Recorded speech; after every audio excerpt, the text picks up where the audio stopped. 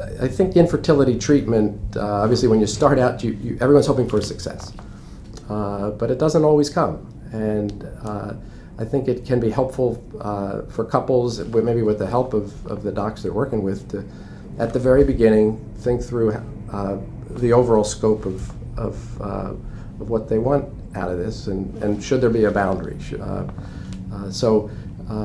I think it makes sense at the front end to kind of flesh out how long this is going to go on if it doesn't work. I mean, obviously you hope it works right away. And you can kind of map out pretty easily for couples the kinds of things that seem to be appropriate for them in terms of treatment options. But having some kind of a boundary around it is I think, useful for everybody at the front end. So that if it doesn't happen, they kind of recognize that they gave it their best, and maybe it just wasn't going to happen for them, and they can move on to other parts of their life.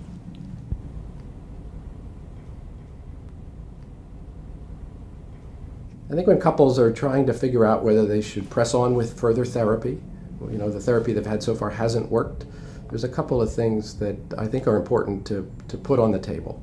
One is maybe their emotional ability to withstand further treatment. Sometimes there are sorts of treatment that they think will be too physically demanding or too emotionally demanding, and really should say, if that's what we have to do, maybe that's not for us.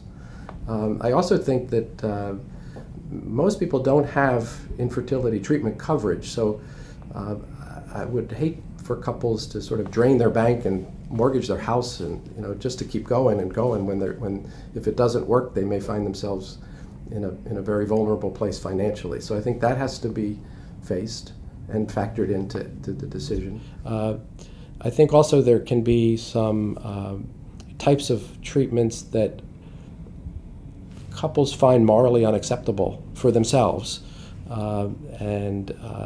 so kind of focusing on that. We tried IVF with our own eggs, and that's not working, and it's not likely to. Is donor eggs a good option for us? It's a good option in terms of success rate, but if it is morally contrary to what they really believe is appropriate, then they probably shouldn't do it. So there's a variety of factors: financial, emotional, physical, and ethical, I think, need to be put on the table.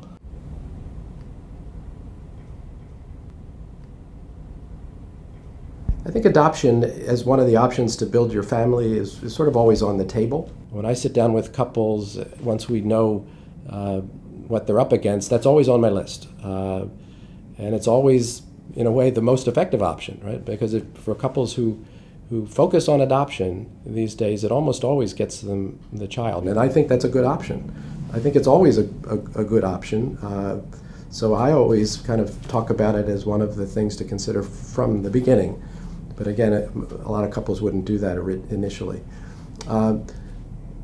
Adoption is a tough process as well as the infertility treatment. There's family studies and long waits, and depending on how you do it, there can be the birth mother may at the last minute, renege and decide to raise the child herself. So it's got its own hazards, but it's a very effective way of family building.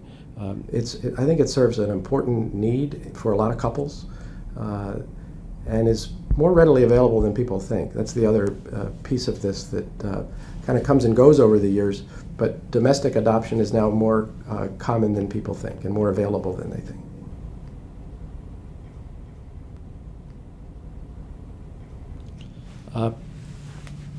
Child-free living is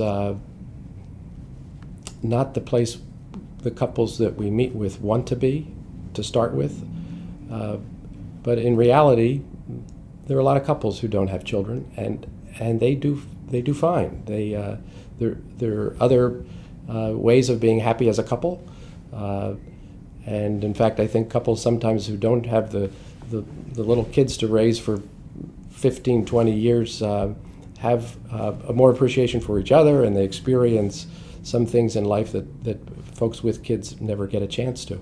I mean, I would have to acknowledge that if you don't get the child that you want through infertility care, there's a grieving process, because it isn't where people intended or hoped to be. but at the same time, it's not a bad place.